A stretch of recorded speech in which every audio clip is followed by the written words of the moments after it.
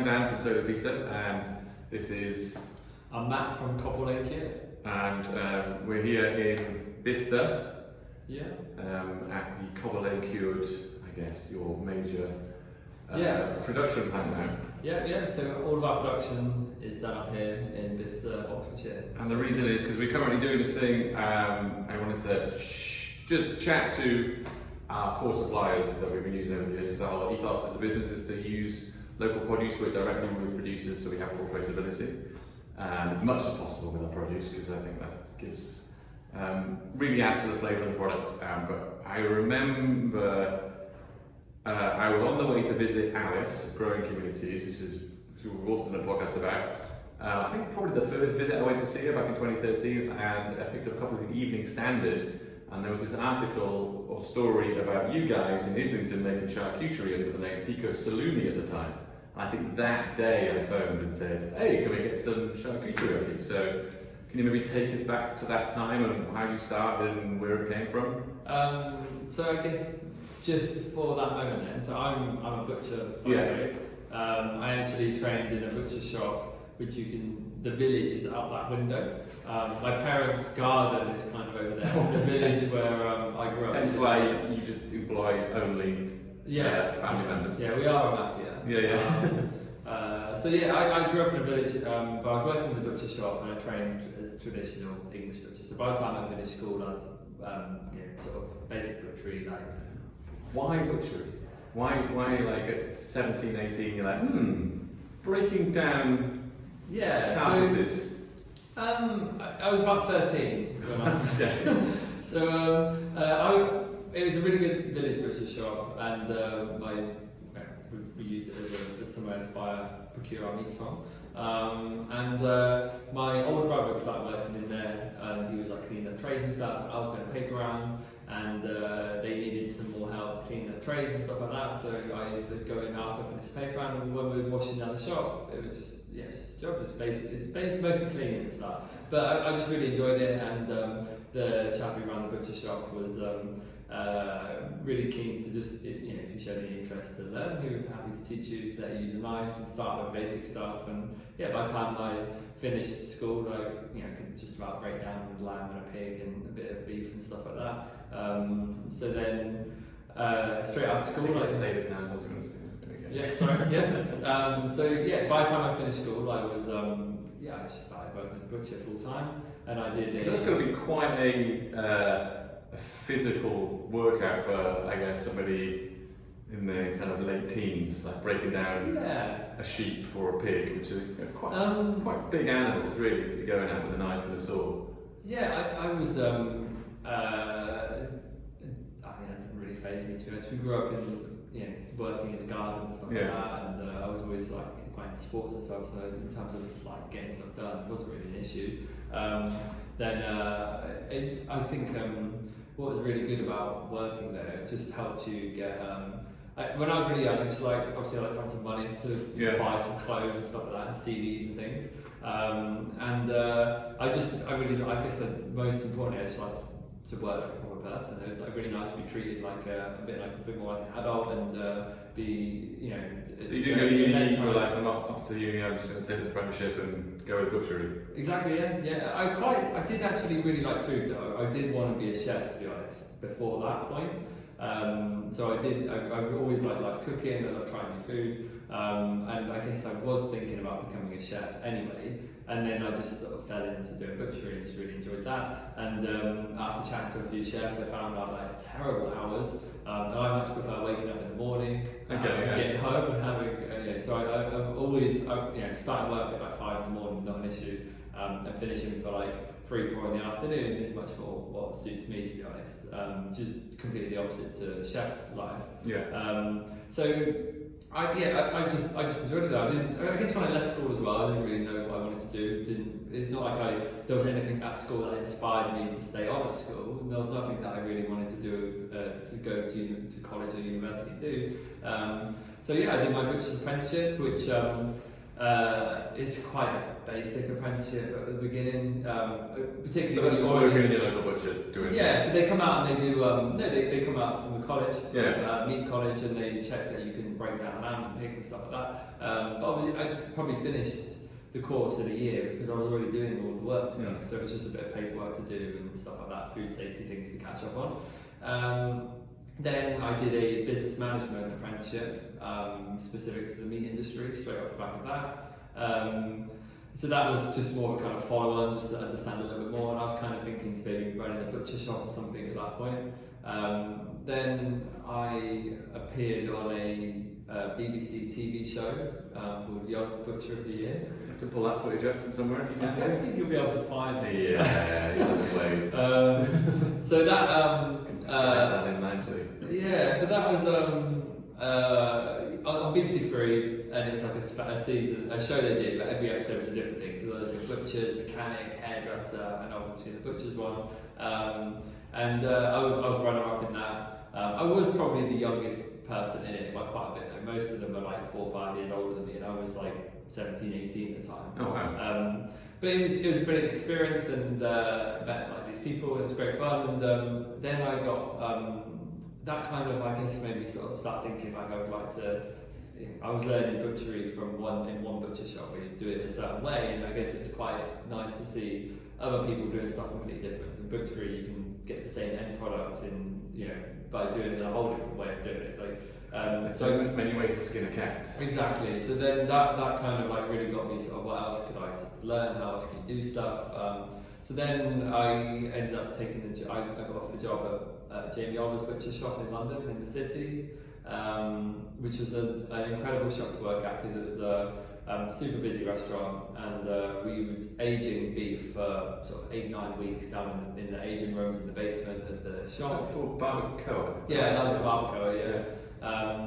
And Adam Perry Lang, the sort of famous American barbecue chef, was in on that project as well. So it's great to have someone like that around, sort of traditional French trained chef slash barbecue master, like just teaching us, giving us advice, and always in the shop helping us. And we got sent all over the country to different farms as well. So we would get sent to Scotland, to Wales, and to Yorkshire to go and visit farmers and really understand where the meat was coming from. So that was really good because we got to really understand the scale of British farming and the quality and the sort of the who's behind the meat, and all over the country, just meeting brilliant people, with really good stories and doing really good things. Everyone sort of got their own, all the different farms you go to, they've got their own little ways they're trying to make it a bit more profitable for them, or they're trying to use different feeds and stuff like that. So just super interesting, and it's a very genuine, honest job. As you go around the country, you realise it's a beautiful trade. Like, to be able to use this meat is incredible. So then when we, my business partner Adam, so one of the co-founders of Cobble, he grew up. He's from Poland, and he trained as a slaughterman and meat processor when he left school. Previous to that, he'd been from a young age as well, making Polish charcuterie and smoked meats and stuff like that as well, a bit of butchery. He spent a lot of time in Sardinia, Sicily, Hungary, Germany making charcuterie. So he really kind of like inspired the Cobble sort of company, because he had this amazing skill set on how to make all these incredible. So you were what, mid-20s then? This was 20. I was about 19, 20 when I met Adam. but when did you start to? When did Cobble become that kind of? I was about 22, 23 when we started Cobble. Really? Yeah. Jesus Christ. Yeah. So very very young when we started really. So Adam, he was teaching me how to make a little bit of charcuterie. He was aging it in a wardrobe at his house, in the roof of the shop, and just trying to share the knowledge. And he just sort of really kind of was like, all the sort of making charcuterie. If you've got really good raw product, really good meat, you can make a great product. Having the climate of the Mediterranean and stuff like that, he said, it's not that necessary, because making products by the climate effectively means you're limited to November to February time, March time for your charcuterie. The rest of the year is too hot to make charcuterie. So in reality, everyone uses climate. So much more like traditionally it would be a seasonal endeavour. Exactly, yeah. So you've probably seen before on certain food documentaries, it's like Antibody and stuff like that. They go and they'll slaughter a pig or something in Portugal in like October time, November time. That's about the right time of year to slaughter it, cure it, hold it all down. Then it's that sort of 10 to 12 degrees with the right humidity for a lot of the winter. And then by the time it starts warming up, the charcuterie is already aged enough that it can deal with the higher temperatures and the humidities. Okay. And then into the summer, you wouldn't be able to just hang the charcuterie then in your basement. It'd be way too hot. So your charcuterie, relying on the general conditions, is quite natural climate. It's incredibly rare because obviously anyone who's making something commercially, you've got to be producing every week of the year. You know? So everyone's using climate control chambers. So he was just like, we can take the chambers, we can set the chambers to run at the climates of the Sicilian mountains or whatever we want. We can recreate those conditions and make the product. So that idea escalated very quickly, where, as you mentioned, Pico Salumi. So Pico Salumi was a charcuterie company set up by a guy called Luca Manacero. Yeah. So his cousin built charcuterie production sites in Italy, and Luca had sold his restaurant in Lisbon to set up the charcuterie site in Islington. Just pretty incredible idea for this guy to get. And he built this really stunning site, but he was struggling to sort of manage the company, I guess, a little bit. He was using his dad was flying over from Italy a lot to help him on production. He sort of ran it for about 6 months. We met him, and we met him at farmers markets. He was making charcuterie, and it was really nice. And we went over to go see his site. So this would have been about January 2013. He phoned us up and basically said, "Would you like to buy the site off of me, buy the business off me?" So then a mixture of credit cards and personal loans and stuff like that. We pulled together a deposit, and we brought the business off of him. That wonderful Cobble Lane site, which is still going today. Yeah. But it's very much I guess it's like the showroom, isn't it? It's like you take people to show, like for a brief meeting, but it's not a huge amount. I guess it's just at the scale. Yeah. Well, they are busy down there. So I guess like Islington, and obviously the streets where the site stands is on Cobble Lane, so it's kind of very much where we sort of like a lot of heritage to that site. Yeah. That's the word. And heritage. So we really want to keep hold of it. And obviously the use has changed quite a bit now. So back then we were making all the charcuterie there, we were making the hot dogs, it really, when we started the business, it gave us a brilliant sort of base to run from, because I guess loads of the other British charcuterie producers, they're all out in the middle of nowhere, or they're farmers that are trying to diversify and stuff like that, which for us, we had this massive advantage where if we wanted to, I was 22, 23 when we started the company, so if I went and turned up at a restaurant, gave them some charcuterie to try and said, "Would you like to buy the charcuterie?" they'd just laugh me out the door because I looked like a child. People wouldn't take you seriously if you just turned up, so you really had to get them over. So, and if they turned up to Cobble Lane and you was wearing your butcher's coat and apron and hairnet and everything like that, and you was with a big knife and chopping up meat, and you could see it, you got that credibility straight away. So it was super important for us to keep to the launch of Cobble Lane, because we started the company. So it was me, Adam, another chap called Matt Atkinson who left in 2019. Recently. Oh wow. I mean, it's gone off. It's been ages now since. Well, yeah, COVID's moved timescales for me. That feels like 15 minutes ago. But yeah. So it's and my wife Lucy. So we were the kind of founders, and we all pretty much quit our jobs and gone all in on Cobble Lane, which for cash flow is not a wise thing to do, because you've all got to pay for rent and flats and stuff like that, and you don't actually have any customers yet either. So we had to hit the ground pretty quick and try to build up a customer base. So there's lots of farmers markets and stuff like that. That article in the Evening Standard was brilliant. That article was an interview with Luca, but he had already actually sold. It was literally the same time it was all going through the sale. So he still went ahead with the article, because obviously we was like, we can't obviously not do that because we need. So he then had to do the article. They'd already got in their head that the article was an interview with Luca, and that was the sort of angle they wanted to go. But we was there as well, trying to get them to push us. And Luca was trying to push the angle of the interview onto us, and these are the guys. But they didn't really do that much, so it was a bit frustrating at the time. But the articles were too. We found just needed the phone number at the bottom. That's all it needed. Yeah. So then we got quite a few customers of that, and I think, to be honest, I think Sodo, you're definitely our longest standing customer. By a long way. I'd say consistently been a customer since day one, and it's been an incredible relationship, and that's been ever since then.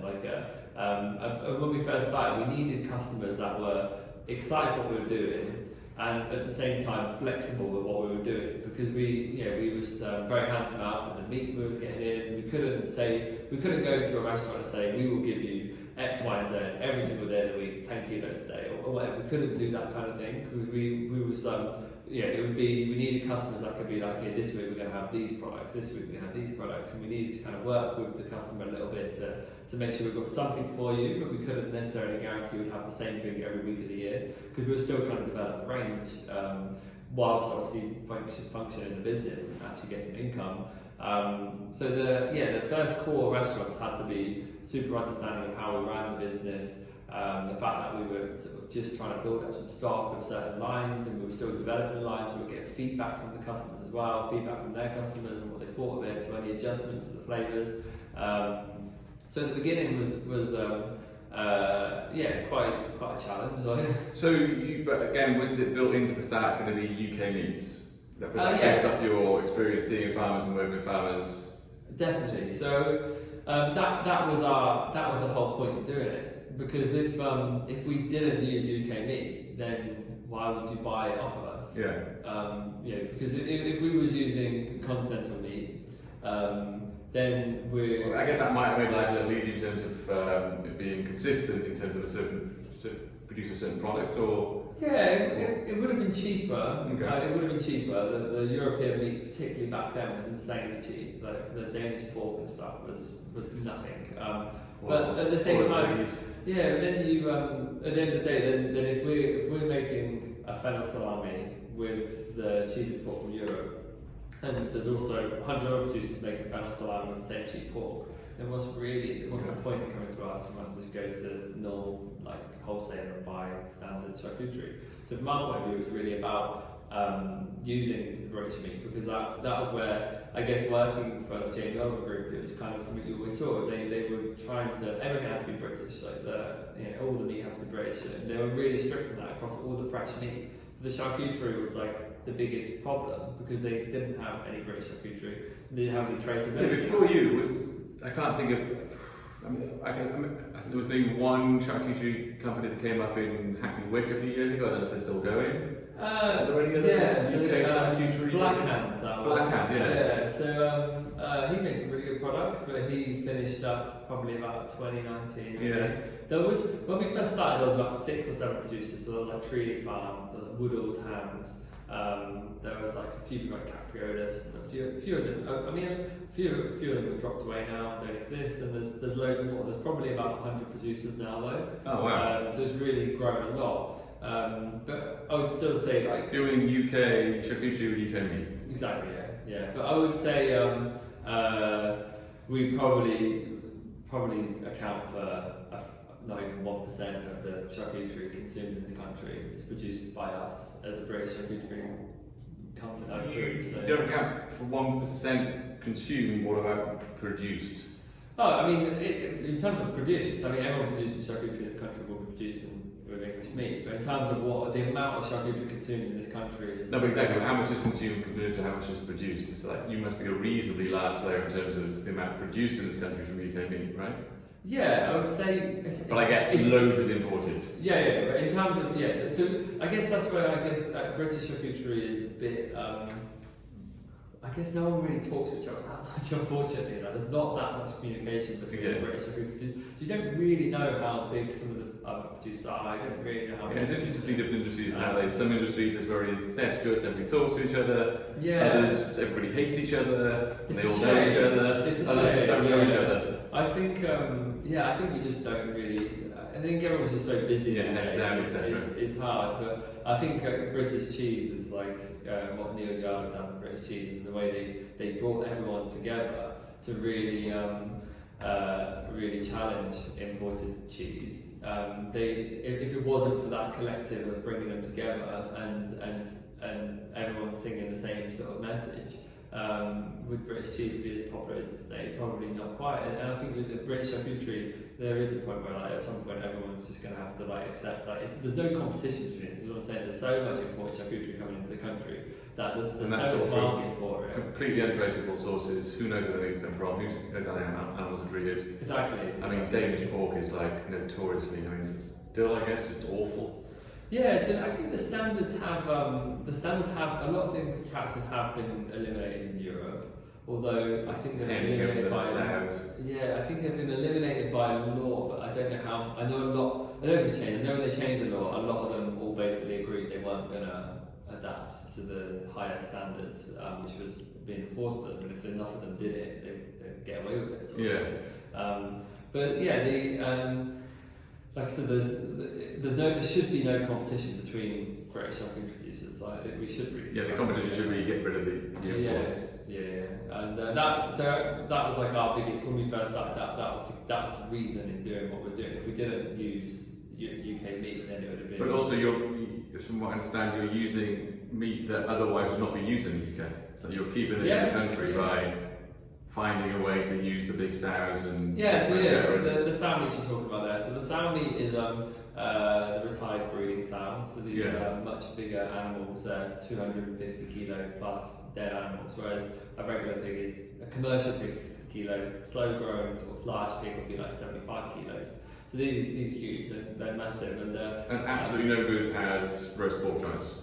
No, so the pork. I guess there's a few issues. One is that everything's big, so everything's like 3 times the size of what it would normally be. So you've got that issue there. Whereas like a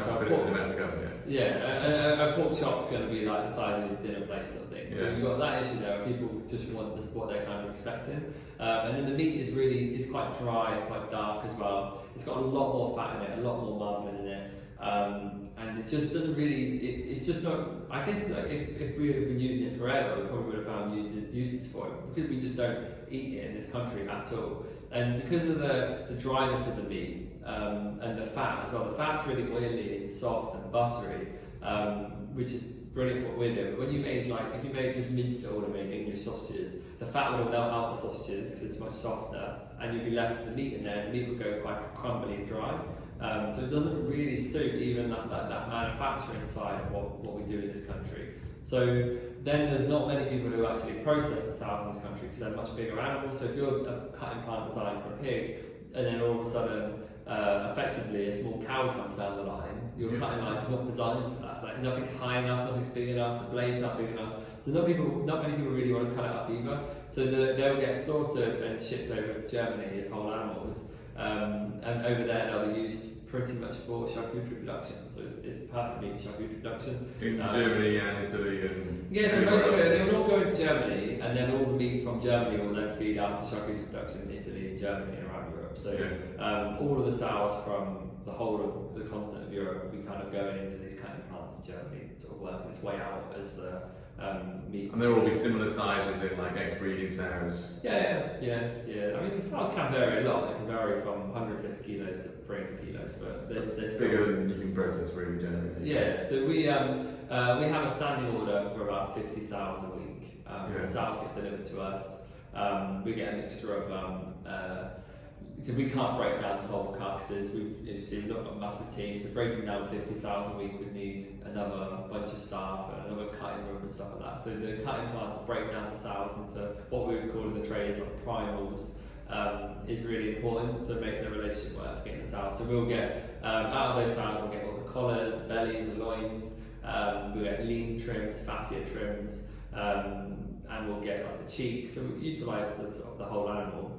And then we've got a range which is kind of designed around using everything as well. So we've got salamis, we've got Edinburgh ham, we've got lomos, pancettas, Nduja to use up the excess fat, we've got the pepperoni, the hot dogs and everything. So we utilise the whole thing. So you're buying the entire animal from the farm? Yeah. You send it off to get broken down, and then there's basically no waste coming off that animal as far as you guys are concerned. The bones go into Yeah, we don't receive the bones or the skin. Oh, they debone all the comes skin. deboned, yeah. Okay. We don't take the bones or the skin. So then everything else that we can take and we can use. So that's where charcuterie works really well because say you've got like softer fat, like if you have a belly of pork and the bit where the sort of the breast end of the belly of pork, you get like quite soft like fat where you can see like some little brown dots in it. That sort of fat, for example, is not good for salami. It's not good for sausages and stuff, but it's really good for andouille. So then you have the back fat then, which is perfect for salami. So you can the cheeks as well. They're great for guanciale. The cheeks is also quite good for andouille, and there's harder fat on the outside of the cheeks is good for salami. So everything has a use where it's perfectly used. So where if you've got like quite a narrow production, if you're just making like English sausages, you couldn't necessarily you'd have to basically just mince everything and hope it comes out okay because you don't have anything else to do with it. Whereas charcuterie has products specifically designed for using the soft fat, the hard fat, the gristlier meat, the leaner meat. There's specific products which don't just take those products and sort of, we'll just squeeze 10% into the sausages just to like get rid of it, and every batch will put 10% in and no one will notice. They have products that andouille is specifically designed to use up all of those sort of softer fats which you wouldn't be able to put into salami. If you put loads of soft fat into salami, you'll emulsify your salami, and you'll end up with problems. You'll end up with hard casings on your salamis and cracks and gaps and stuff like that. So it's not just like charcuterie is perfectly designed to utilise everything. Do you have a crossover between styles of charcuterie? I mean, would you say there's like a French style, or Italian style, Spanish style, which do the same, or do you have to use a selection of different techniques from around Europe and the world too? We use a bit of a sort of hybrid between Italian and German. Okay. Adam basically is from all the different people he's worked with. In Italy, the maturation rooms would work through. So the key things is humidity in the fermentation, for example, in the salamis. So when you was to in Italy, when you try and build up humidity in your chambers for your salami, you would heat up the chamber so the salami steams lots of moisture out to bring up the humidity in the chamber that way. Then at that high temperature of that humidity, you would then drop the temperature, keep the temperature high, then drop the humidity, and then you'd bring the humidity back up then by sort of pausing the chamber and letting the product steam a little bit more. So you wouldn't ever input anything from the outside into that chamber. So you wouldn't use humidity amplifiers to bring up that humidity and get the humidity exactly where you want it to be. You would rely on the moisture coming out of the meat. So that then gives you potentially like products which are not 100% uniform because you have these big swings in humidity and stuff like that. So you might get like a slightly like knobbly, funny shaped salami or something. Whereas like in German salami production, temperature and humidity go up and then they slowly come down incrementally without any big jumps. And to do that, you then need humidity amplifiers and dehumidifiers. So then you're taking moisture from the outside through from your tap effectively and feeding it into your humidity amplifier, increasing the humidity that way. So which Adam said in Italy, mass-produced charcuterie from all over the world is all going to be made the same way as German charcuterie, that consistent temperature humidity, because then they know exactly what the weight loss is going to be and exactly what the pH level is going to be, and a 100% uniform product. But in terms of artisanal product anyway, it's artisanal Italian product would be made without any humidity amplifiers and stuff, and it would be it's about focusing on flavour than that perfect uniform. The Italian focus on like that does sound a bit like the classic difference between Germany and Italy as well. It's just like the art and the flavour and the beauty compared to the efficiency and the consistency. Exactly. So the German salami, it just separates Germany on there perfectly. Yeah. So if you think of like your commercial like Italian salami, that would be made very much with like a German salami method. Yeah. But the biggest example of really perfect German salami would be like your smoked salami from your supermarket. Yeah. And every single bit of mince is a perfect diamond shape. And it's perfectly distributed. And that's an art in itself as well. Making something so perfect from. I can imagine that's how the Japanese would do charcuterie. Yeah, probably. Yeah. Does Japanese do charcuterie? I don't think so. I mean, they have some dried meats, I would have thought, like snack things now. I don't necessarily know I've ever seen specific. Because what would they do with their old sows then? They said cooking it is tough because the oil, all the fat just comes out, you're just left with a hunk of protein and then Yeah, fact. I think they probably have too high humidity in Japan to Japan. have the heritage of it. So probably Yeah. similar to us in the sense that we, like hundreds of years ago, before climate control chambers, in a different world, you would have struggled to make charcuterie in this country because it is not getting warm enough, or it's not got the humidity is too high. I would have thought on an island like Japan as well, they probably would have had similar issues with drying it. But a lot in Asia, they do have lots of these kind of like just dried snack sausages and stuff like that. So a bit more like the cabanos and sort of drawers type snacky things, but pork based and stuff.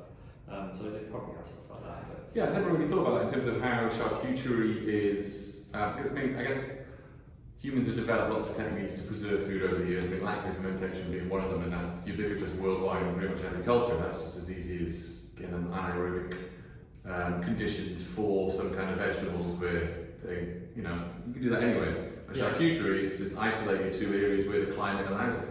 exactly. Before you had electricity, it was completely impossible unless you had the right climate. Yeah, exactly. Which is 100 years ago. Yeah, it's not that long ago. So the countries up until that point have been doing it for generations and generations. Now you can do it anywhere. But I guess it's not necessarily, charcuterie is not really made everywhere now because of the fact that the scale of production in Italy, Germany, these sort of more traditional producing nations is just so big that it can, unless you've got a demand from the customer base in your country, you're not going to be able to compete with the import product, which I think is where the UK is a little bit different, where the restaurant scene and the consumer scene is asking those questions about sustainability and traceability and welfare and stuff like that, and they want to know that provenance. I think in a lot of the world that question still isn't really being asked by the consumer. Probably yet. I'm sure it will come at some point. But you see, in the States, they've got quite a good artisanal charcuterie scene. They do. I mean, they do. It's like you look into the American charcuterie producers. It's like when you look into the American craft beer thing. Everything just looks incredible. Like really good branding, really good websites, really good packaging. But I think even then, in the US, they're really strict on the cultures and stuff, like the molds and stuff like that. And I think they really struggle to make an artisanal product in America because they have to use certain high amounts of salt, and they have to use certain. Yeah. So I think they struggle over there to actually make an artisanal product. Literally restricted by the authorities. Yeah, and I think in the UK, I think we have it quite free to do. Not that you can't make so much unsafe in this country, but from our experience. I don't know if it's the same for everyone else, but from our experience, the authorities or any of the governing bodies that determine whether we're allowed to do what we're allowed to do have always been supportive. They've always been on our side, and I guess this is like Adam said, it's not like that in Poland. If you're getting audited by the authorities, they are looking to close you down. Yeah. Whereas we've always just found in this country, we've always had the support of. It's a collaborative. It's like, here's where we need to get to. I need to help you. Let's have a chat. I need to catch you out. Exactly. Yeah. It's always been what can they learn from us? What can we learn from them? And from our point of view, is that just lucky being in Islington and not maybe Westminster? Maybe. I mean, Islington. Westminster has that. Westminster Council specifically, you're not allowed to have pink burgers. Yeah. But in plenty of other boroughs in London, you can. Yeah. It's just Westminster. It's just fine. No. Yeah. So there's. I might be wrong on specifics of that, but I'm pretty sure that's the general. I have heard that Westminster is a difficult one. We've never had too many issues, and I guess and there's But also they walk in, they go, oh no, these guys are pros, they know what they're doing, right? Let's learn something from these guys, and that does help. Now hopefully we give that impression that we know what we're doing. I mean me and Adam are both addicted to this product. I'm very much if I go all in on stuff. I'm that kind of person. And Adam is as well. If we're going to make something, I know that if we're doing some work and we're trying to figure it out, and I'm sat up on the laptop till midnight, Googling, trying to find more research and more documents, I know Adam's doing exactly the same thing. and we're going to just keep going and relentlessly keep going until we get what we want, or until we've learned what we've done, and then we're always any new information we find, new studies we find. Because now there is actually like a guidance from a government-backed guidance on how to make charcuterie in this country, which only existed a couple of years ago.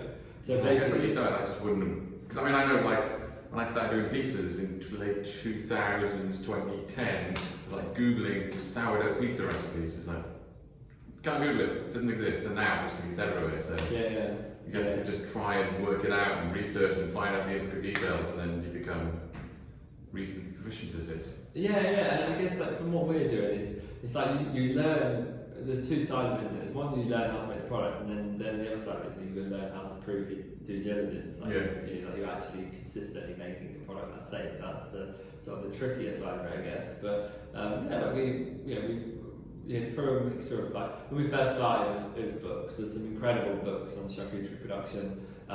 They're not like easy reads. We're not talking about like the kind of recipe charcuterie books that you see a lot of, which this is in the weeds. This is McGee on food science kind of stuff. Yeah, it's like 60 pages on eggs, and you're like every single page is thrilling.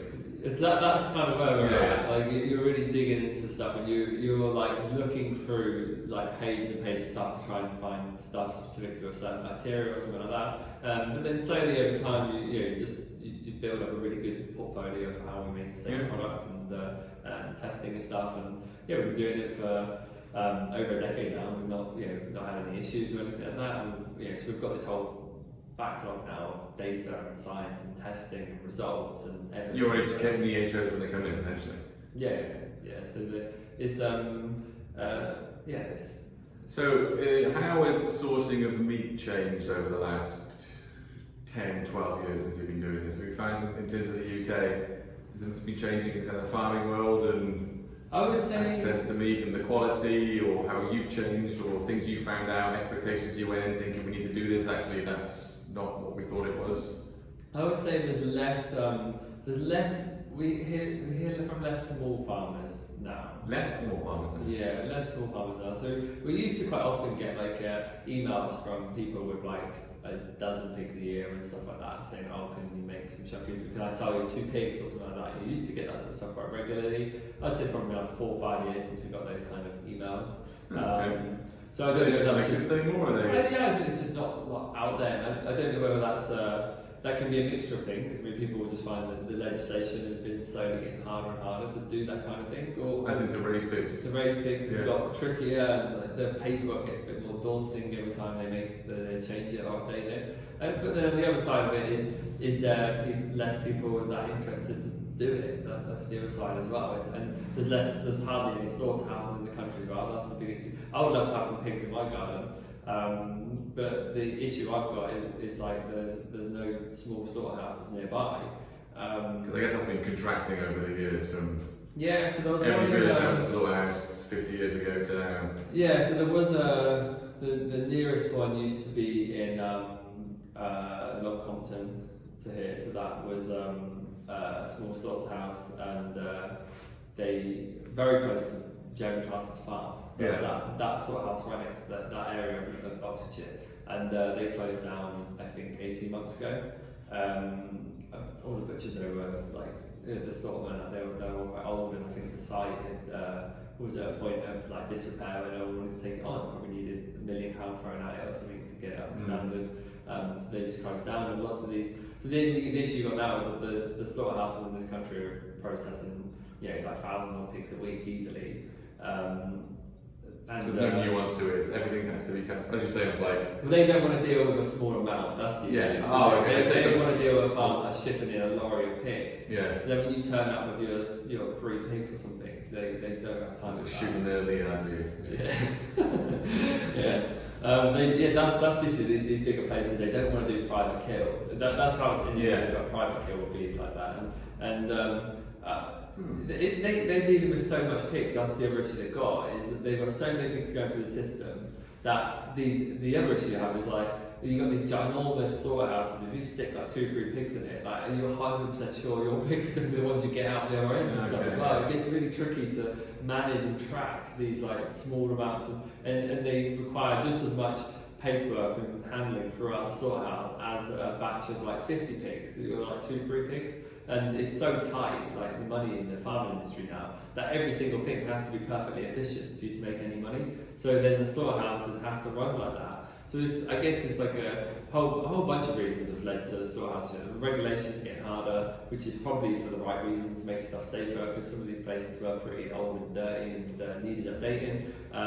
Not enough, no one learns to become a slaughterman or anything like that now, so the age of the people doing these jobs is unfortunately getting too old. Yeah. So there's no one coming in to replace it. Things like Brexit and stuff as well, that's probably affected a lot, because most of the slaughtermen and stuff in the country would have been from Poland and Eastern Europe and stuff like that. In all the kind of parts, to be honest, mostly Eastern European is the biggest nationality in them.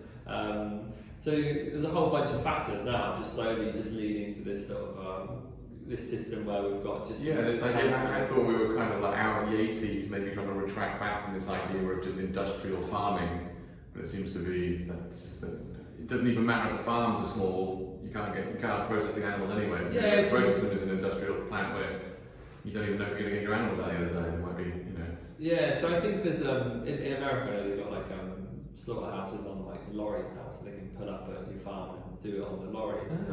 So I guess like there's that sort of thing. I guess might become more of a. David and I were trying to discuss like industries that not a lot of people want to go into. Therefore, they got high margins. So I think a mobile slaughterhouse might fit into that category of. But then it becomes an issue anyway. You can only like I know I looked at that Long Compton slaughterhouse. I think it was like to get a pig killed and processed, like coming back to the whole carcass was like 35-40 quid, Okay. and then to get it broken down into primals was like 60 quid. So then that person still got to sell those joints. They fed that animal for 6 to 12 months. They then paid that much money to get it processed. Then they've either got to pay a butcher to really break it down into retail packs and stuff like that, and then they've got to sell it. It's already selling for a lot of money, so then on top of that you paid for a bloke with a slaughterhouse on wheels to drive to a site to kill your 6 pigs.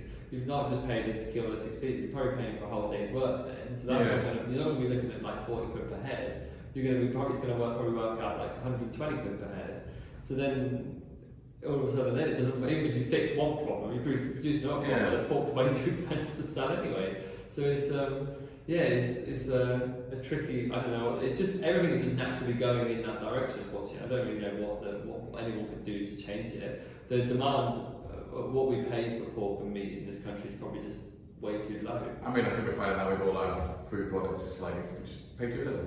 Yeah. The idea that food should be cheap, it's like, well, really? Should it be? I mean, yeah, and pork is, the beef prices have gone up massively this year, so beef prices are up, I think, about 30%. any idea why that's happened? The farmers getting that money?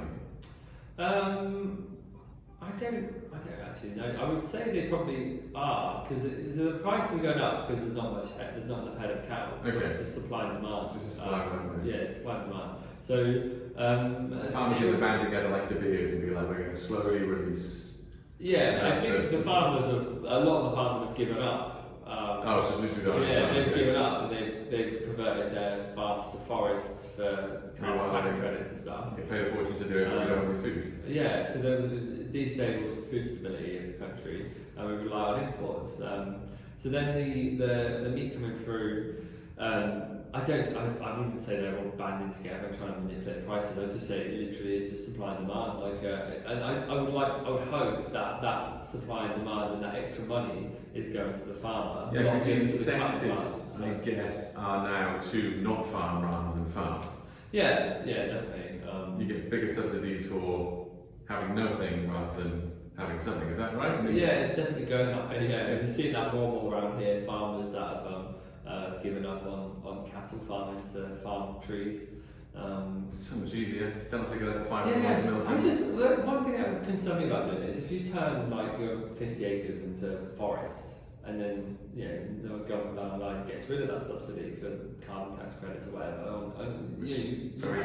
How do you get rid of that forest? Like, well, you can cut that down and sell the fruit, surely, but you've got all the roots and everything. You can't just put cattle back on the field. You've got a goats. You've got a huge investment to get that back to being all the grazing. goat farmers. Yeah, but once you've got rid of the grazing land, though, it's tough to get back. We've spent generations turning our countryside into grazing land. 20,000 years, yeah. Yeah, so it's it is or not, it is, yeah, it's just, I guess there's so many angles where things are going in the wrong direction, unfortunately. But there is like, yeah, when we're paying more for our beef right now, I guess the thing with beef is the beef will get brought by the cutting plants. So the cutting plants will buy all the beef from like a 100-mile radius of the cutting plant, and you buy from the cutting plant. So you don't necessarily buy directly from the farm, and they'll have a standard which the farmers like have to reach a red tractor and stuff like that, and you'll buy the beef from there. So because most farmers wouldn't produce enough beef to supply. No one would use a whole carcass at the end of the day. So like we're using predominantly briskets for the pastrami and salmon cuts for the bresaola, and then there'll be loads of places that just use like the steak cut. So you, as a farmer, you couldn't really supply direct into many places. You need to go into like a big cutting plant, and you basically just sell your animals into them, and then people like us would buy from them, and then it's down to them. With a bigger volume of meat, it's easier to balance a carcass because you can do a lot more. If you've got more of one thing than if you've just got like one. The economies of scale. Yeah, if you've just got like 2 or 3 briskets, it's not got much value. But if you've got like 1,000 kilos, then it's got more value because it's more usable for a lot of people. So yeah, I'd like to hope that though it's not just the beef, that money is making it back to the farmer. So I'm sure a lot of it's going along the way into the cutting plants because of the cost of meat and getting processed and the electric and stuff like that means the cutting plants probably demand more money. But hopefully some more is going back to farmers. But yeah, it's hard to say. Like, and pork is probably, so chicken's rallied in price, beef's rallied in price. I think pork is probably still the last meat to really have a price rise. So I think pork farmers are still struggling. But pork prices are very much pegged to the European pork prices, which the pork is farmed. Because of the sow exports? No, just because like there's only so like the supermarkets are more than happy to import European pork. Yeah, but we like to support beef, British beef.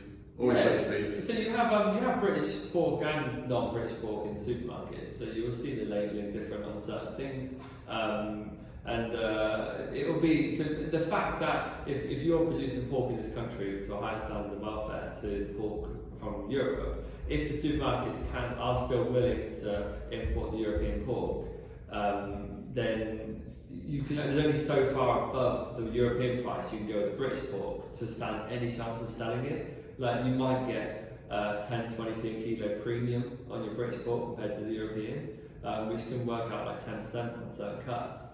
And so you're pegged to that price. Whatever European pork is, you're maybe going to get like 10% more, 20% more, but you're not going to get double the price of European pork. And what is the difference in welfare standards? I mean, specifically pork between Europe and the UK. I mean, so there's I think is there still a gulf, or is it? It has been brought up. So like sow stocks and things like that have all been made illegal across Europe. But there's, I guess it's like the scale of it in Europe always sort of comes. What you can start indoor bred pork and stuff like that, whereas most of the pork in this country is outdoor bred or can be outdoor bred or outdoor reared. There's a couple of different terms to be honest, but part of the process is normally outdoors, and across Europe it won't be, so we can make it much more efficient and stuff. Yeah. I think with British farmers there's no point trying to compete with that bottom end of the welfare because they're always going to do it way better on a much bigger scale in Europe. That if you go down to that level, you're 100% aligned with what they're doing. You're never going to beat them because they're on such a big scale.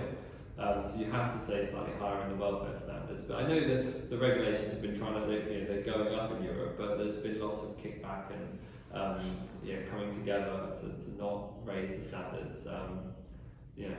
This is why we voted for Brexit, apparently. yeah.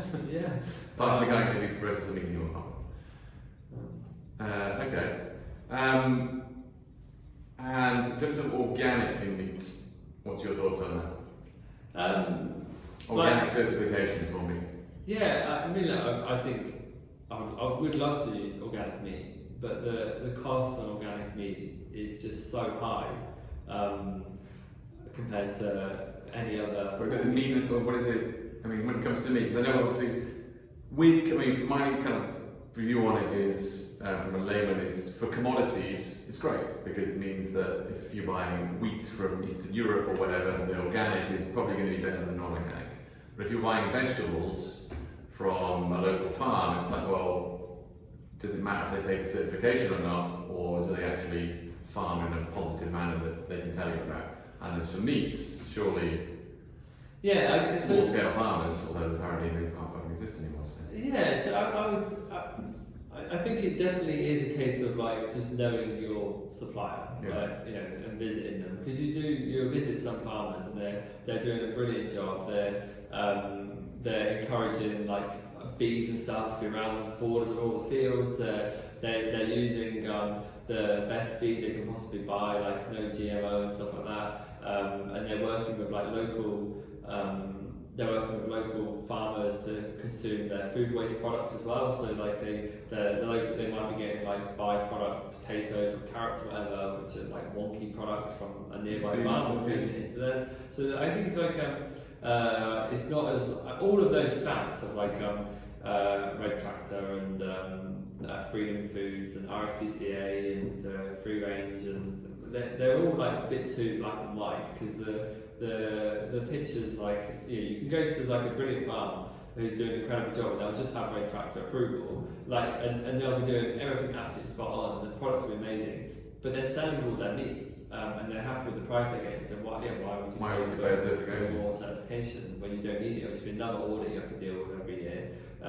Restrictions that mean that you can't look after the animals in the best way you see fit because they don't tick the correct boxes for. Exactly, yeah. And in terms of organic, it can be all sorts of crazy things. I mean, someone's not organic, like it can be the neighbouring farm is using a pesticide, and they can blow over. There's all sorts of reasons why your product won't be organic, which might be completely out of your hands. But I think I don't know.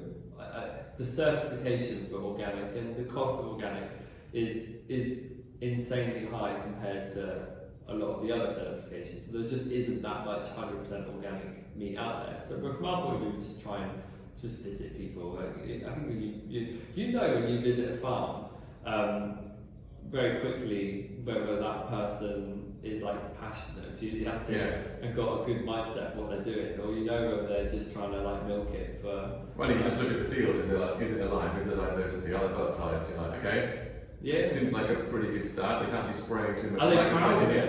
Are they proud of it? Are they really buzzing, telling you about their product, or are they just like mooching around a muddy field with you, like going through the motions? Like you can. How often do you visit the farms then? We try and go sort of like annually to like visits to the main ones. Yeah, to farms, and even to the slaughterhouses and stuff like that. We try and visit a lot of these things.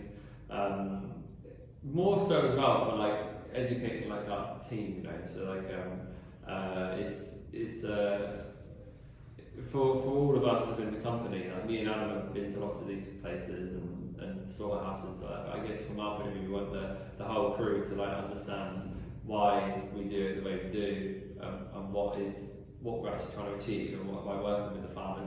And then we try as well to like so we use for our sow meat, they'll come from quite a lot of farms all in the northeast of England, because no one farms sows, so they'll be coming from like a dozen different farms. And they'll all go to a cutting plant. We try and get charcuterie back to them to try. So they know what's. So the farmers know where it's ending up, and also for the guys even in the cutting plant, you know, if they probably don't ever hear from a supplier before. If you send them some bits and pieces to try it, then they know exactly, well, you need it cut like this to this spec because it does this. I think in the UK, famously, we have that disconnection between farming and then using the end product. It's like the amount of beef farmers who never eaten their own steak. They've never been to a luxury restaurant and seen exactly what they're doing. Yeah, exactly. Oh, that's what you're doing. Great. So I thought it just went off and went into slippers or something. Yeah, definitely. And particularly what we're doing as well. Like a lot of the farmers probably you go to people are sceptical about even trying something. Have you had any incidents when you turn up at the farm that you might be visiting or profiling or used before, been like either no, we're not using these guys, or we're going to stop using these guys? Or it's always been generally quiet. No, we've never had that. To be honest, never been there like. No, I guess we've always worked with. We don't have loads of suppliers. We don't have like this huge pool of like 20 different meat suppliers we're buying from. It's just really been long-standing relationships with a handful of people. Like when we first started, we got a lot of meat from people like Swell and Taste Tradition. We still speak to those guys a lot, and we buy bits and pieces off of them. We buy the bulk of the meat from the sour producers as well.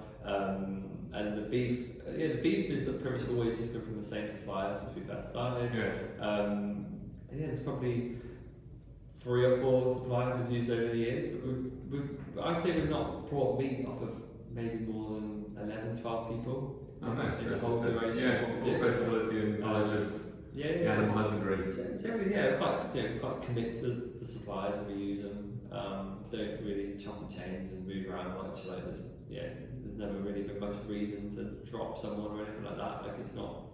We're not going around fishing for the best price. We're phoning up like 30 different producers every week and saying, okay, what's your price on pork trim? What's your price on pork fat? We're just not doing that. Like, try to give consistent orders. That's the key for what we can kind of offer them. Is like we're quite fortunate in our products have got a long shelf life, so we've got a year's shelf life on a lot of the charcuterie products. So when we can keep producing that 50 sours a week. We average about sort of 5 ton of product a week going through production. A bit more with the pastrami and stuff now. So then when we try and keep it at that kind of production all year, so right now we're probably selling 7 tons worth of charcuterie a week. But we're right in the middle of like our busiest part of the year, event season, and so July is always a crazy time for us. But then we'll have moments in sort of September, October, we'll sell less than what we're producing. The production can stay very similar, and the stock levels are kind of going up and down. So we can build up stock. So like January, February, March, where the restaurant scene is going to be quite quiet, we can keep producing loads. So then when we get to this busier summer, hopefully we've got the maturation full, the fridge is full.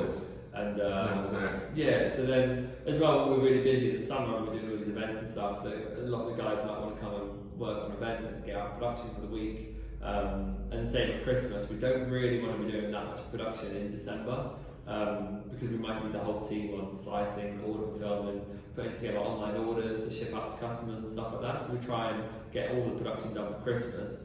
I mean, the nature of our product anyway, production is going to be done for Christmas by mid-October. We're trying to. We can quite fortunate that we can do that. Especially with the bigger spaces now, you can have things held. Talk about staff. How do you find your staff? How is finding staff in this industry? It's very hard. Very hard. Hence why there's so much family.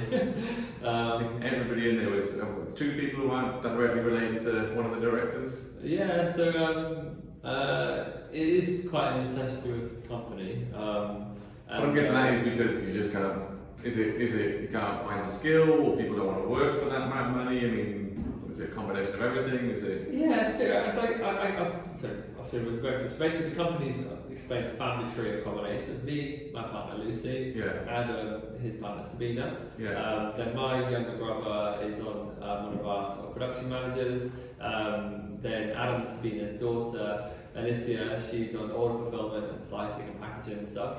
Her boyfriend is on production with Adam and Christopher. Sabina's sister, Anya, she's on slicing and packaging with Sabina. My sister-in-law is on packaging right now, but normally she's our main account manager, getting orders and putting them on the system and everything like that. Then we have another person then who's not related, Peter, who helps out on production. And we've got a girl called Emily as well on order fulfillment, again, not related. And then down in London, we've got Roy and Zoltan. So Roy and Zoltan are down there. So as you said, we don't have much going on down in terms of production. The main thing we do from London is slicing and putting together orders for the London-based restaurants. We try to offer a really good service for the London-based restaurants where we can get orders throughout the night and we can fulfill them in the next morning and ship them straight out. Phone up some mornings and be like, we're a little shy. It's like, I go to know. Yeah, I mean, if the order comes in before 1 o'clock in the afternoon, some of the guys, Roy and Zoltan are still there and they've got the stock. Yeah, so then we load onto cycle couriers and send it all out to central London too. They service all of the sort of smaller independent restaurants all over London, and they get through it's probably about 400 or 500 accounts they look after themselves from that Islington site, just the two of them. So they're really busy, really efficient. So as for like the way we work, like Roy and Zoltan, they would be impossible. It would be so hard to replace because we 100% trust them, rely on them. Them two work together so well, and it's no concern. Like as long as we get the product to them, we know they're going to do everything correctly. The place is always really immaculate, tidy. They do all their paperwork correctly, all the due diligence done correctly. The quality is all checked when it goes out, and they really care and they do a really good job. And they don't hassle us too much at all. Yeah, they really need something, they'll drop it into the group chat and we can get it down to them. But they generally try and manage everything themselves, and just basically give us a stock check every week. We send all the stock down to them from Vista, and then they sort of take it from there really. So we just put the orders on the system and they deal with them, and they book the couriers and everything like that. So I guess it's down in London, it's just two people. So if you was to need to replace someone down there, it would be really hard because I wouldn't be down there every day to teach you and stuff. And it's the same here really. We have we don't have we work really, really hard. I wouldn't say we necessarily work crazy hours or anything like that. Like we start pretty early. Me and my brother start most days at 5, but we try and finish by 2, 3 o'clock in the afternoon. On the premises by 5 o'clock? Yeah. So you're up at 4? Yeah, my alarm goes off at 4. Quick cold plunge, couple of press-ups. Yeah, all that. Normally it's shot chillers. Quick, make a cup of tea to drink in the car on the way to work, and then normally have make some breakfast to have a little bit later on because it's a bit early.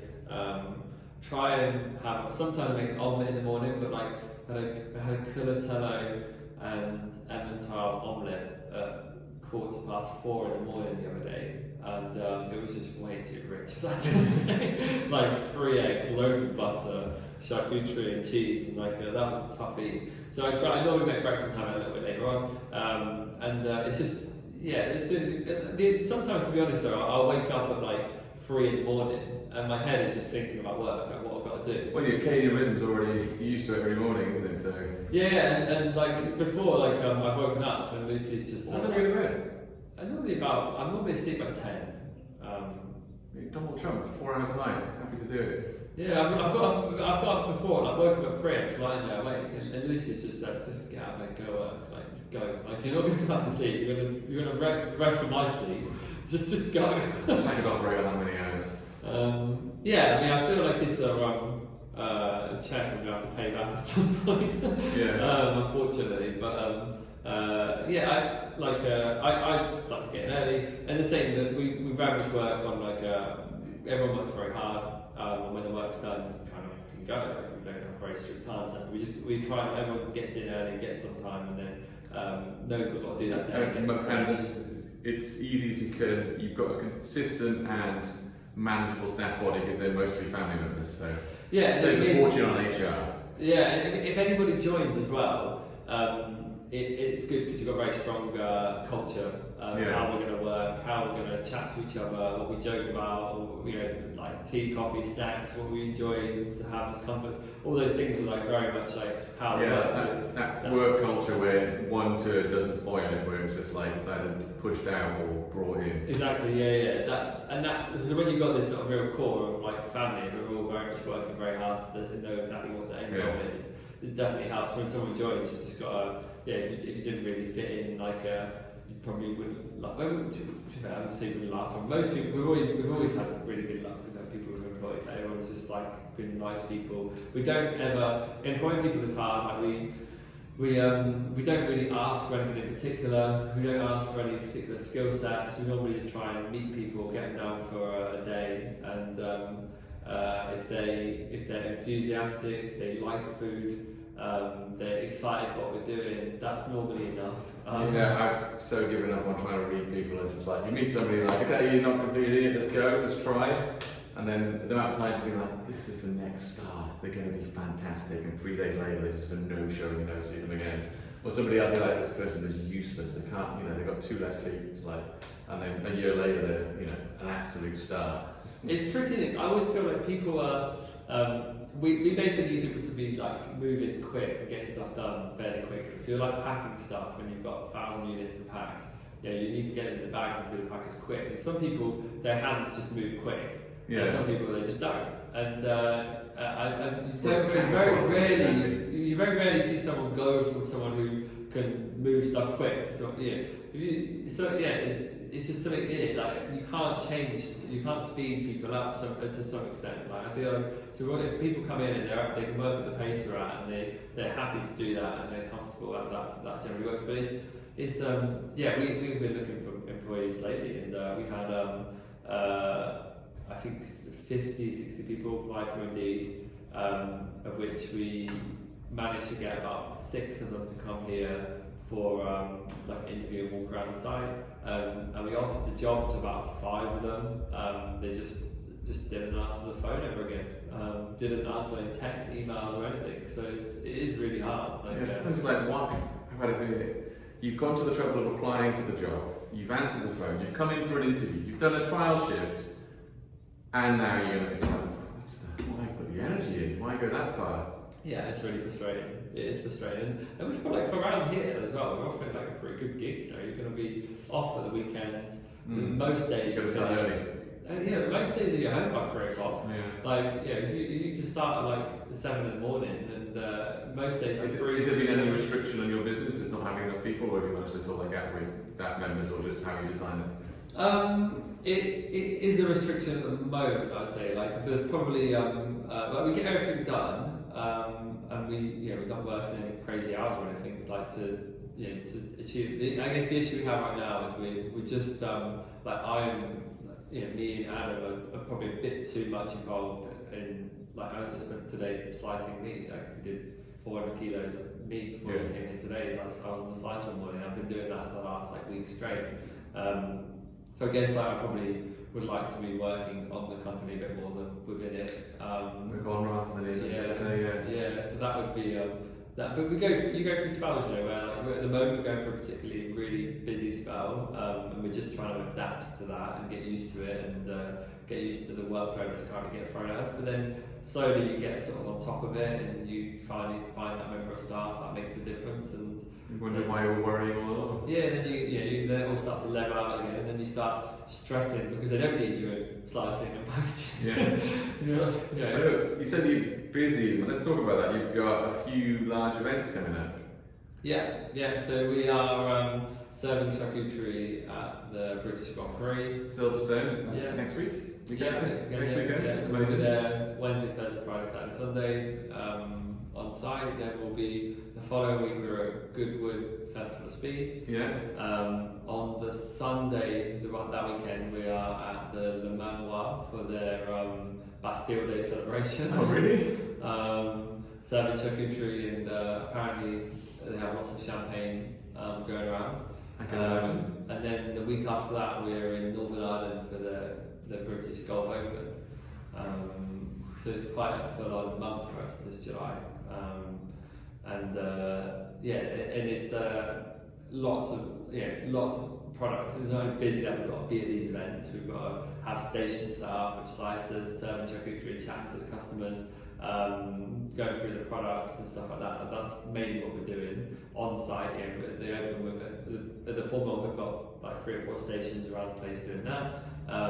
Then at Goodwood, the same. We're just doing it at one station there, and then at the Open, the golf, we'll be doing serving charcuterie in the Players Lounge and then in 3 of the hospitality areas. So it's that side. Obviously, that takes the staff out of the business to go and do it. On the flip side as well, you've got to get all that stuff has got to be sliced and prepared and shipped out to these events. And the added issue this year as well is that we've now technically we've got to export to Europe and get stuff over to Ireland. So that's another whole ball game. Learning how to export meats out of the UK is in Northern Ireland, right? Yeah, but it's still classed as an export because there's no border, because they're going to have a border there, they're going to have that whole situation they said they were going to fix. It's like, don't worry, we've got this. It's like, really? Are you sure? And then obviously they haven't. Yeah, so basically it means anything that goes out, we've got to get the full traceability for the product. Yeah. and you need the veterinary checks from when that animal was slaughtered. Yeah. So the day you went for the slaughterhouse, you need the sign-offs from that day, the slaughterhouse from the in-house vet at the slaughterhouse. So it's it's a lot, and it's got to go through the sort of DEFRA government gateway thing and stuff like that. So there's a lot to learn. Like we've exported stuff before to Ireland once before, and it was hard work. And this one, the other issue as well. We only export we do it's like something we do every once in blue moon. Yeah, so you don't have the apparatus set up for us just to kind of go through the system. Yeah, you don't remember it. You're sitting down like, where do we start again? Yeah, exactly. So it's not easy for us to. Because you're also doing BA as well. We don't. We're not supplying. I mean, we've supplied. At the moment, they're actually using our pancettas going out to them. So we supply all sorts of. Because I had a conversation with you. Said you got halal certified, right? Yeah, so we started making a halal brazola in our site in Buckingham. We've actually sort of slowly stopped doing that actually. We've just to be honest, we started looking into halal. We got the halal certification, we did all our training and everything like that, and it's really interesting to learn about. And I found it fascinating when you told me about it. Like, actually, that sounds like a not terrible way of. But to learn about like what's fact and fiction and what's just rumours online and what really happens was really interesting. But unfortunately, that we just to really commit to making the halal stuff, we're just way too busy. And that was one of these periods where we're thinking like, we've got loads of time. Everything's going quite smooth. Let's take on another project. Let's do something else and try and grow that way. But then the steady growth of what we just do at Cobble has just jumped massively this last sort of year or so. We just can't really provide the time. And the other issue we really had is not that the halal brazola was a great product. I mean, just to say the normal brazola really. With the site we was doing it, we couldn't fit mincers, mixers, and sausage fillers and stuff like that in there. And because of that, we were very limited to what we could offer. Like we could only really offer like a brazola or make a handful of products without being able to make salamis and stuff like that. It was quite tricky. So when they come, it always comes down to like people wanting like a bit more of a range. You couldn't do like a halal pepperoni or anything. Exactly. If we could do a halal pepperoni, that would be massive. And we could 100% make a halal pepperoni in terms of like physically making it. We could get halal beef and make a really good product. But it's the separation. And the effort to do that, the site in Buckingham would do it, and we wouldn't be able to get a certification in this site. There's just way too much pork on site. You would need to make halal products here. You would still need the separate mincers, mixers. You could just about have it going through. You can have separation in pallets through fridges and stuff, but it would get very hard to actually manufacture it, unfortunately. Oh well. And so, I guess beyond this next month, what is happening for you in the future? Have you got any grand plans? Do you have in a year's time, in 2 years' time, in 5 years' time, is the North Star what we're heading towards? So we are, as I mentioned to you earlier, the sort of cupping pepperoni is kind of like something we're trying to have a bit more fun with. Trying to make a bit more of a sort of customer-facing brand. The Cobble brand is more often than TikTok. Yeah, I don't know if we'll be strict enough to keep on top of that kind of thing, to be honest. But it's more like the Cobble brand is very much like B2B. And we've always, compared to a lot of British food producers, we've always mainly supplied restaurants in the hospitality sector, whereas a lot of the other British food producers have done a lot more delis and farm shops and sales through their website. We've always been to the restaurants. I don't know why not many other producers have ever ended up that way, but we've always very much been there. So the brand has just grown with lots of credibility and strength, and over the years we've been doing it. But we want to make sort of something now a bit more fun. So we've kind of got this concept for the cupping. So the cupping pepperoni is this particular type of pepperoni which cups up into little cups with a char at the top, and you get a little fat puddle at the bottom, and this kind of a product very specific to like a New York style Yeah. pizza. So and it's particular types of casings you have to use, and Because I guess the casing stays the same. the casing kind of the streaks. sorry. Yeah, and then it chars, Squeeze cuts it. and charred Yeah. is kind of like the American sort of saying on it. So yeah, we've got like a brand concept. We're a bit more suitable for like a bit more merchandise and stuff, and so a little bit more fun with. Yeah, we were really working quite close with our suppliers as well to try and make try and make the prices a bit more competitive on it as well, to make it a bit more affordable, and just trying to we just want to make a product which is it's, I guess, a bit trendy right now, isn't it? Like it's current wave demand for this kind of product. But yeah, that's kind of launching back end of the summer, once we get past that, who knows? We're never really planning too far ahead. just stay in business for the year and try and improve the products. The range we don't change the range too much. We've got a core range of products which we just consistently try and hold on stock, and then around that we sort of make different products regularly. I've got the venison salami we showed you earlier and bits and pieces, but generally speaking we try and just keep to our core sort of like 7 or 8 products, and then we drop new things in every now and then and offer them out. But there's not much don't feel need to change. The little tweaking, like I showed you earlier, with the collaboration. Well, it's taken years to get to this point, isn't it? In terms of finding the good suppliers that you continually work with and have a relationship with, finding ways of utilising product that would otherwise be exported or wasted. And the product's got to work together. So if you just put another salami in there, that would throw out the balance of all the sows that get killed. So you've got to grow the range accordingly. You have an input, it's like we need to use the entire input. Exactly, yeah. So just by adding something else to it might not be very helpful.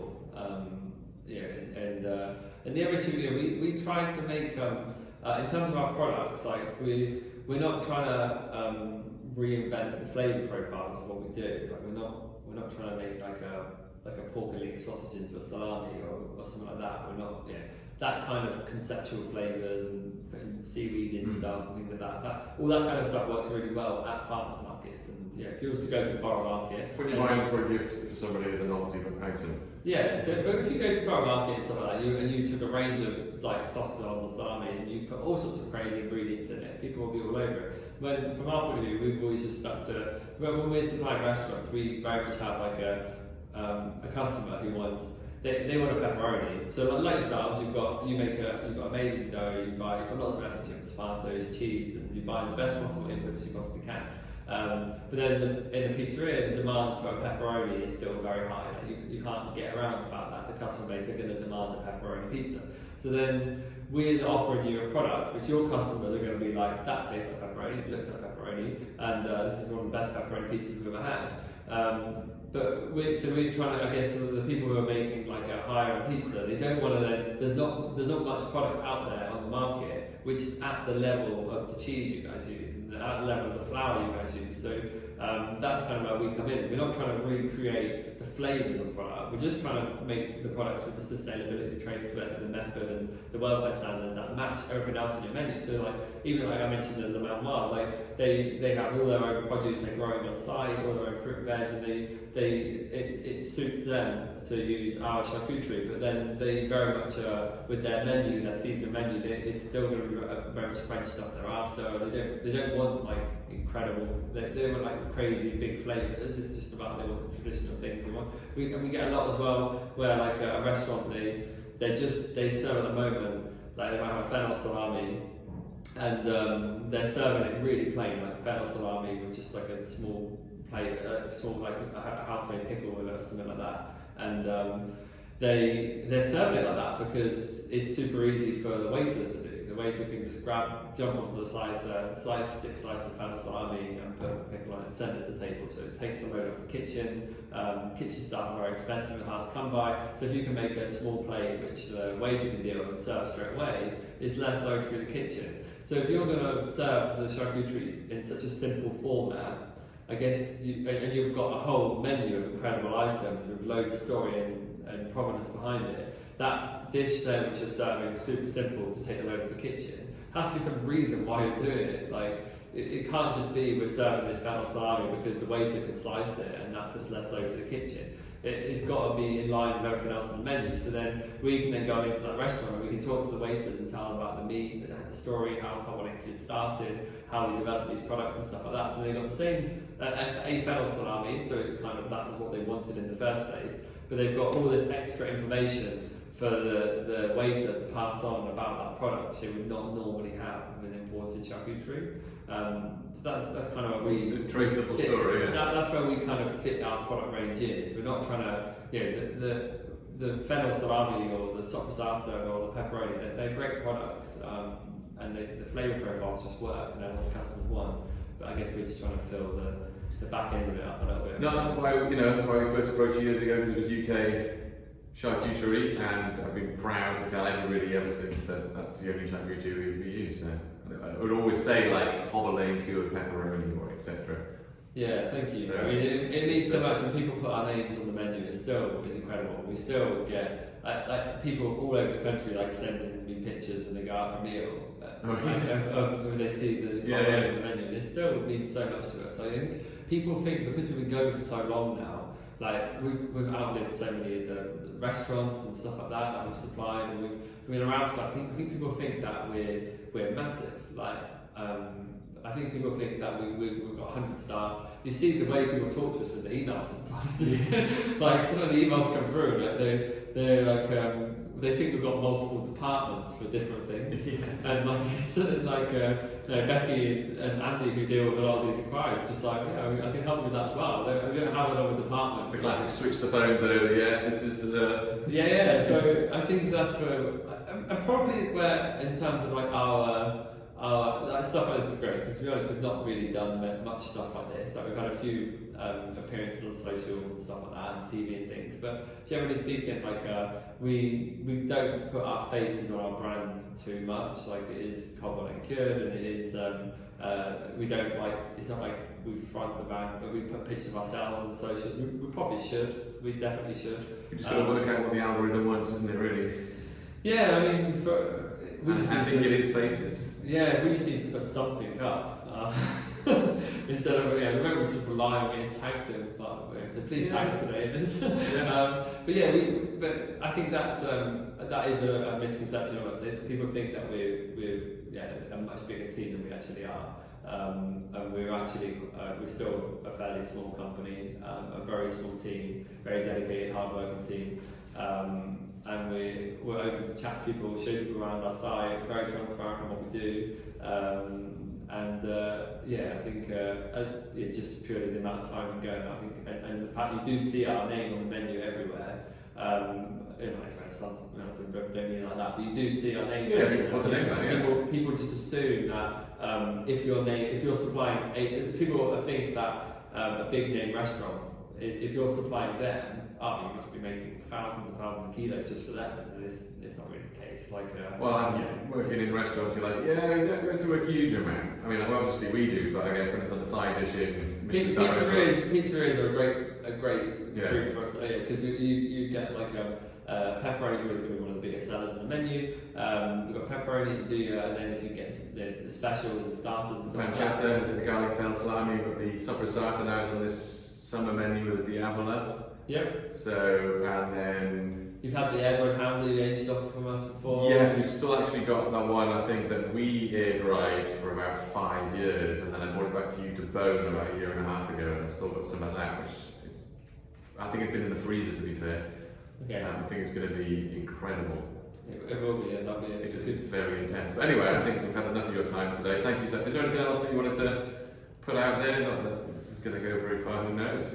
No, I mean, not really, I think we've said everything, but thank you, Dan, for your support from Sodo. It's been easy, it's been a pleasure.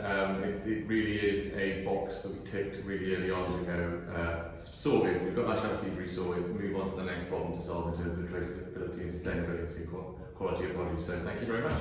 Thank you. Pleasure. Cheers, Dan. Thanks.